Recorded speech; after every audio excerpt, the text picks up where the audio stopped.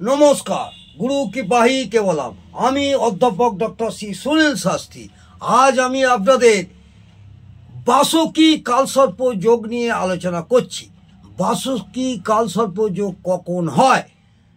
আমি গতকাল আপনাদের শঙ্খ পাল কালসর্প যোগ নিয়ে আলোচনা করেছি। আজ আমি বাসুকি কালসর্প যোগ কখন হয় এবং কিভাবে হয় সেই নিয়ে বিস্তারিত আলোচনা করছি। যারা ছাত্রছাত্রী এবং যারা জ্যোতিষ নিয়ে পড়াশোনা করছেন অবশ্যই তাদের অনেকটা কাজে লাগবে। কালসর্প যোগ বলে দিলেই হলো না, কোন ঘরে বসে থাকলে, কিভাবে থাকলে কি কি কালসর্প হয় সেই নিয়ে জ্ঞান অবশ্যই থাকতে হবে। তাহলে আপনারা ঠকবেন না। বিচার করার সময় আপনাদের অনেকটাই সুবিধা হবে। আমি আরম্ভ করছি এবং আলোচনা করছি, ভালো করে শুনুন এবং প্রয়োজন হলে আপনারা লিখেও নিতে পারেন। তৃতীয় ঘর থেকে নবম ঘর পর্যন্ত হওয়া কালসর্প যোগকে বাসুকি কালসর্প যোগ বলা হয়। তৃতীয় ঘর থেকে নবম ঘর পর্যন্ত হওয়া কালসর্প যোগকে বাসুকি কালসর্প যোগ বলা হয়। বাসুকি কালসর্প যোগের দুটি কুণ্ডলী হয়। যেমন আপনারা মেষ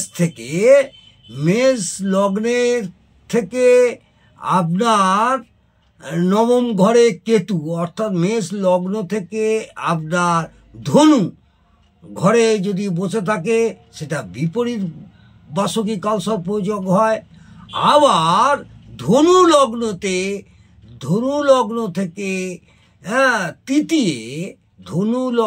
থেকে তৃতীয় আপনার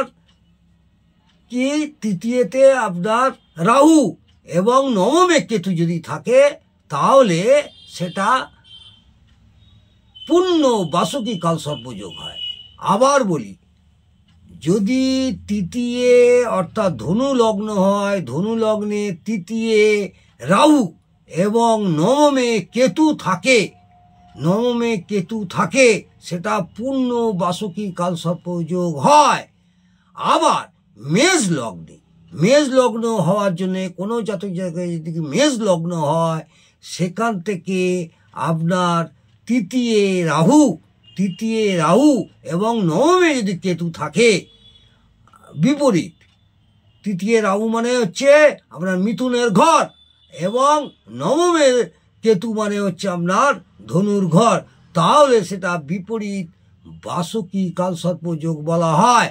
এই কালসর্প যোগ জন্মকুণ্ডলিতে কোনো জাতক জাতিকার কালসর্প যোগ যদি থাকে তাহলে এই বাসুকি কালসর্প যোগের ফলে কি ঘটে, জাতক জাতিকার লাইফে কি ঘটে সেই সম্পর্কে আমি বিস্তারিত আলোচনা করছি। মন দিয়ে শুনুন। তৃতীয় ভাব আমরা কি করি? ছোট ভাই বোনেদের বিচার করি। ধৈর্য, পরাক্রম, সাহস, গলা এবং ছোট ছোট বেড়ানো ইত্যাদি হয়ে থাকে এই তৃতীয় ভাব থেকে। এর কারণে জাতক জাতিকাদের প্রায় নিজের ছোট ভাই বোনেদের এবং পরিবারের অন্য সদস্যদের সঙ্গে কাছ থেকে কষ্ট এবং চাপা উত্তেজনা পেতে হতে পারে এবং বিভিন্ন রকম মানসিক কষ্টও হয়। বন্ধু এবং আত্মীয় স্বজনদের বিশ্বাসঘাতকের কারণে জাতক জাতিকেরা সাহস, ধৈর্য এবং পরাক্রমের হ্রাস হওয়ার ফলে ওদের জীবনে নিরাশা ঢেকে আসে এবং একদম জীবনটা নিরাশায় ভরে ওঠে। বিদেশে যাওয়ার ফলে ওদের অত্যন্ত কষ্টের মধ্যে পড়তে হয়। কোনো কারণে বিদেশে যদি যান সেখানেও অত্যন্ত কষ্টের মধ্যে পড়তে হয়। কর্মক্ষেত্রে বিদেশে যাওয়া হোক বা লেখাপড়ার জন্যই হোক, তাহলে অত্যন্ত কষ্টের মধ্যে পড়তে হয়। এবং আইনের প্রমাণপত্রের ক্ষেত্রে অবহেলাপূর্ণ হওয়ার কারণে ওদের অন্যবশ্য ক্ষতির সামনে পড়তে হয়, নানা রকম ক্ষতির সম্মুখীন হতে হয়। বাসুকি কালসর্প যোগের অনিষ্ট প্রভাব থেকে বাঁচার উপায়ও আমি আপনাদের বলছি। 6টা উপায় আপনাদের বলবো, পরপর 6টা উপায় বলবো, তাহলে আপনারা বাসুকি কালসর্প যোগের হাত থেকে অনেকটাই নিরাময় হবেন এবং সুফল পাবেন। শ্রাবণ মাসে নাগপঞ্চমীর দিন সাপেদের দুধ পান করান। শ্রাবণ মাসের নাগ পঞ্চমীর দিন সাপেদের দুধ পান করান। তাহলে আপনারা বাসুকি কালসর্পের দোষ থেকে, অনিষ্ট প্রভাব থেকে অনেকটাই বাঁচবেন। এছাড়া প্রতি বছর যাদের মা বাবা নেই, বা গুরুজনরা নেই, নিয়মিতভাবে পিতৃপুরুষের শ্রাদ্ধ করুন এবং ওদের মোক্ষ প্রাপ্তি করিয়ে দিন। প্রতি বছর নিয়মিতভাবে সামর্থ্য অনুযায়ী পিতৃপুরুষের শ্রাদ্ধ করুন এবং ওদের মোক্ষ প্রাপ্তি করিয়ে দিন। দেখবেন এতেও আপনারা ফলপ্রসূ অনেকটাই হবেন। এছাড়া 3 নম্বর, 11টি নারকেল নেবেন, খোলা সমেত 11টি নারকেল নেবেন। শনিবার অথবা যে কোনো শনিবার অথবা পঞ্চমী তিথিতে প্রবাহিত জলে ভাসিয়ে দিন, অর্থাৎ জোয়ারের জলে নদীতে এক চোটে 11টা নারকেল আপনি নিজের সংকল্প করে ভাসিয়ে দিন। দেখবেন এতেও আপনার অনেকটা সুফল পাবেন। এছাড়া 4 নম্বর, পাখিদের জব খেতে দিন।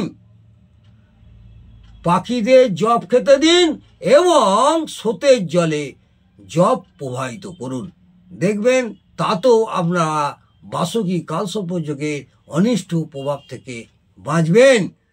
5 নম্বর, প্রতিদিন এক মালা মহামৃত্যুঞ্জয় মন্ত্র জপ করুন।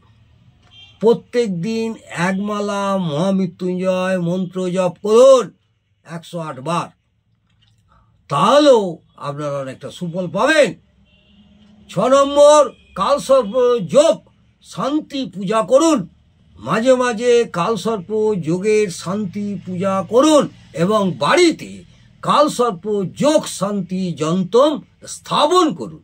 তাহলে দেখবেন আপনারা বাসুকি কালসর্প যোগের হাত থেকে অনেকটাই নিরাময় হবে। আজ আমি এই পর্যন্ত বললাম, আশা করব আপনাদের ভালো লাগবে। যদি ভালো লাগে অবশ্যই কমেন্টে জানাবেন। বাসুকি কালসর্পর যোগ নিয়ে আলোচনা করলাম। গতকাল শঙ্খপাল কালসর্প যোগ নিয়ে আলোচনা করেছি। এরপরে বাকি কালসর্প যোগ নিয়ে একটা একটা করে আপনাদের শিক্ষামূলক আলোচনা করব। নমস্কার, জয় মা তারা। ভালো থাকুন, সুস্থ থাকুন, আনন্দে থাকুন।